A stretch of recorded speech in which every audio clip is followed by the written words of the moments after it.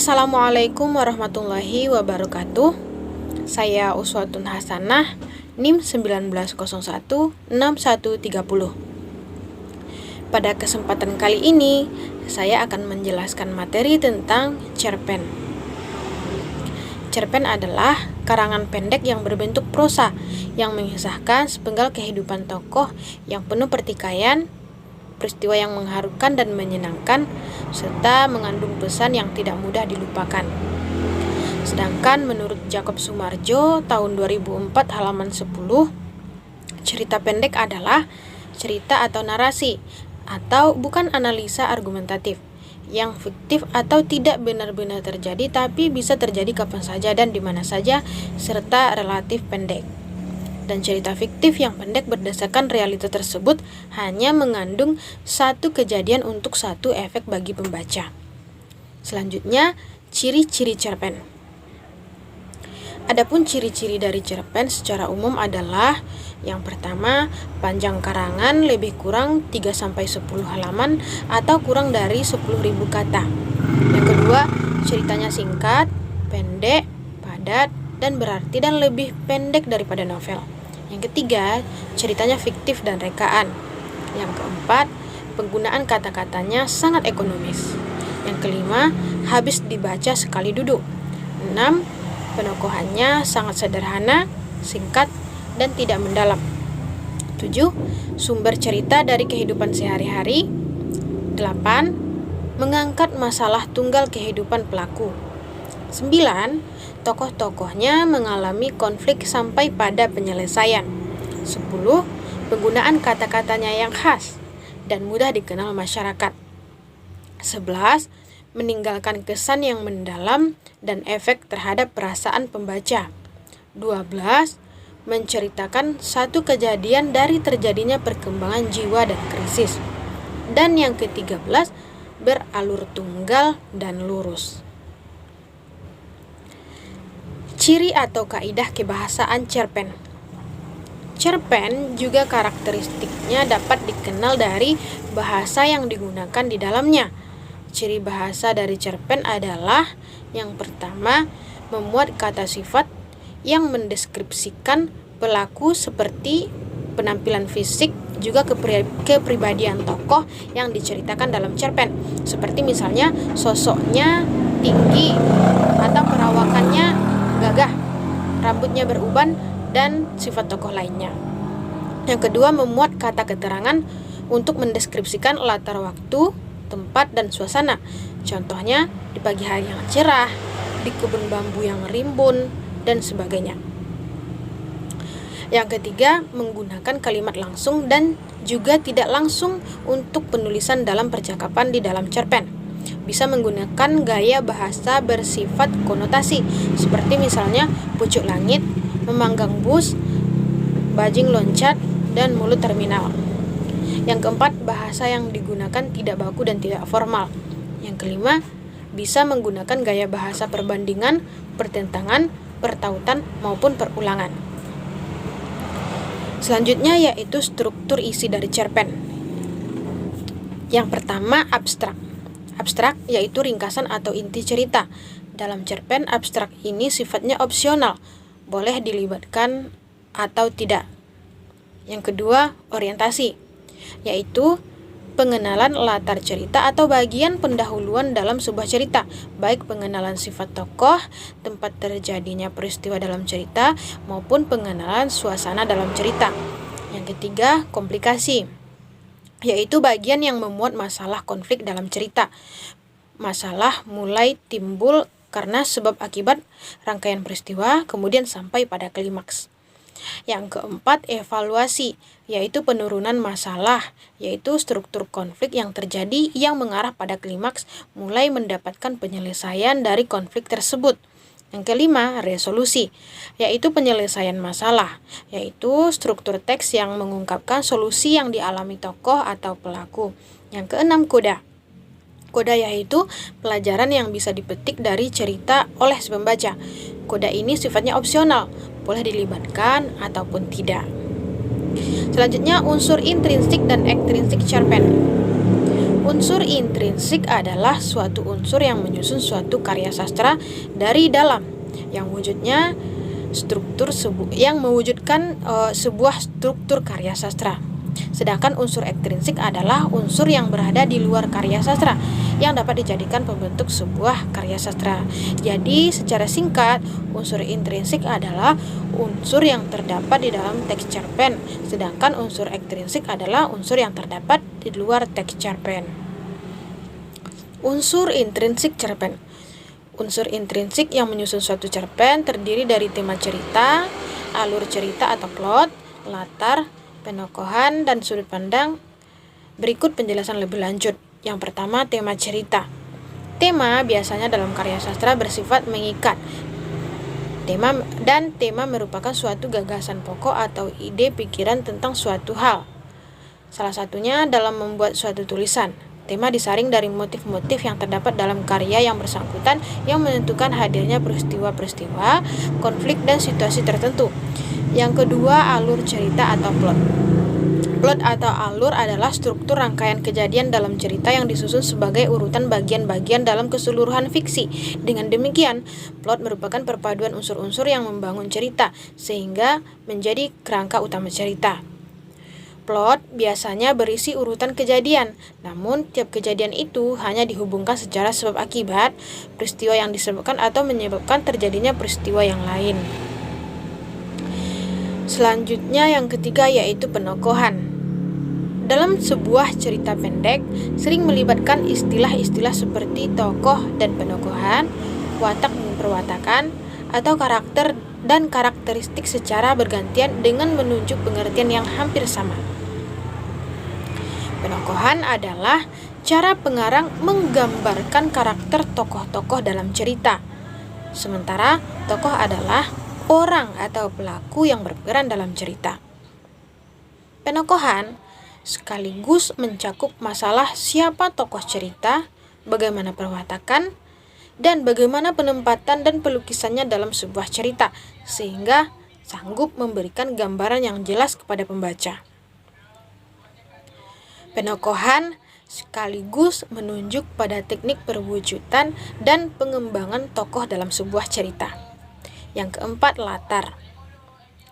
Sebuah cerita pada hakikatnya ialah peristiwa atau kejadian yang menimpa atau dilakukan oleh satu atau beberapa orang tokoh pada suatu waktu tertentu dan pada tempat tertentu. Sehingga latar adalah keterangan mengenai ruang, waktu, serta suasana terjadinya peristiwa-peristiwa di dalam suatu karya sastra. Atau definisi latar yang lainnya adalah unsur intrinsik pada karya sastra yang meliputi ruang, waktu, serta suasana yang terjadi pada suatu peristiwa di dalam karya sastra. Seperti misalnya, yang pertama, latar tempat. Latar tempat mengacu pada lokasi terjadinya peristiwa yang diceritakan dalam sebuah karya fiksi. Unsur tempat yang dipergunakan mungkin berupa tempat-tempat dengan nama tertentu serta inisial tertentu. Yang kedua, latar waktu. Latar waktu berhubungan dengan masalah kapan terjadinya peristiwa-peristiwa yang diceritakan dalam sebuah karya fiksi. Masalah kapan tersebut biasanya dihubungkan dengan waktu. Yang ketiga, latar sosial. Latar sosial mengacu pada hal-hal yang berhubungan dengan perilaku sosial masyarakat di suatu tempat yang diceritakan dalam karya fiksi. Tata cara kehidupan sosial masyarakat mencakup berbagai masalah dalam lingkup yang cukup kompleks, serta dapat berupa kebiasaan hidup, adat istiadat, tradisi, keyakinan, pandangan hidup, cara berpikir dan bersikap. Selain itu, latar sosial juga berhubungan dengan status sosial tokoh yang bersangkutan. Yang kelima, sudut pandang. Sudut pandang adalah cara pengarang menempatkan dirinya terhadap cerita atau dari sudut mana pengarang memandang ceritanya. Berikut ini beberapa penjelasan sudut pandang yang dapat digunakan pengarang dalam bercerita. Yang pertama, sudut pandang orang pertama. Sudut pandang orang pertama ini biasanya menggunakan kata ganti aku atau saya. Dalam hal ini, pengarang seakan-akan terlibat dalam cerita dan bertindak sebagai tokoh cerita. Yang kedua, sudut pandang orang ketiga. Sudut pandang orang ketiga ini biasanya menggunakan kata ganti orang ketiga, seperti dia, ia, atau nama orang yang dijadikan sebagai titik berat cerita. Yang ketiga, sudut pandang pengamat serba tahu. Dalam hal ini, pengarang bertindak seolah-olah mengetahui segala peristiwa yang dialami tokoh dan tingkah laku tokoh. Yang keempat, sudut pandang campuran. Sudut pandang orang pertama dan pengamat serba tahu. Pengarang mula-mula menggunakan sudut pandang orang pertama, selanjutnya serba tahu, dan bagian akhir kembali ke orang pertama. Unsur ekstrinsik cerpen.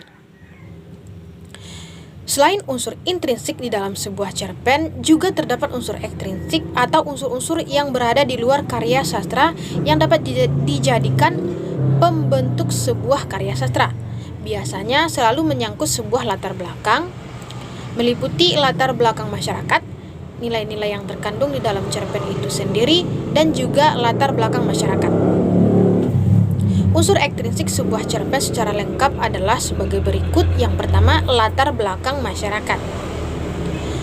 Latar belakang masyarakat merupakan unsur yang mempengaruhi cerpen, berupa faktor-faktor dalam lingkungan masyarakat di mana penulis berada sehingga berpengaruh terhadap penulis itu sendiri. Di antara latar belakang yang mempengaruhi penulis dalam menulis cerpen adalah yang pertama, ideologi suatu negara. Kondisi ideologi suatu negara sangat mempengaruhi hasil karya sastra, di antaranya cerpen. Setiap negara yang mempunyai ideologi yang berbeda akan melahirkan hasil karya sastra yang berbeda pula. Yang kedua, kondisi politik suatu negara. Kondisi politik suatu negara atau wilayah akan sangat mempengaruhi hasil sebuah karya sastra, semisal cerpen. Misalnya, pergolakan kondisi politik dalam suatu waktu akan mempengaruhi hasil sebuah karya sastra. Yang ketiga, kondisi ekonomi suatu negara. Kondisi perekonomian sebuah bangsa atau negara juga akan ikut berpengaruh terhadap hasil dari sebuah karya sastra, termasuk karya sastra cerpen. Yang keempat, kondisi sosial suatu negara. Selain kondisi ideologi, politik, dan perekonomian suatu negara, kondisi sosial juga akan mempengaruhi hasil sebuah karya sastra. Yang kedua, biografi pengarang atau latar belakang penulis. Latar belakang penulis adalah faktor-faktor yang terdapat dari dalam diri pengarang itu sendiri yang memotivasi atau mempengaruhi penulis dalam menulis sebuah cerpen. Latar belakang penulis terdiri dari beberapa faktor, antara lain yang pertama, aliran sastra penulis. Aliran sastra merupakan agama bagi seorang penulis dan setiap penulis memiliki aliran sastra yang berbeda-beda. Yang kedua, riwayat hidup sang penulis. Riwayat hidup sang penulis berisi tentang biografi sang penulis secara keseluruhan. Faktor ini akan mempengaruhi jalan pikir penulis atau sudut pandang mereka tentang suatu cerpen yang dihasilkan dari pengalaman-pengalaman hidup mereka. Kadang-kadang, faktor ini mempengaruhi gaya bahasa dan genre khusus seorang penulis cerpen. Yang ketiga, kondisi psikologis. Kondisi psikologis merupakan mood atau motivasi seorang penulis ketika menulis cerita. Mood atau psikologis seorang penulis ikut mempengaruhi apa yang ada di dalam cerita mereka.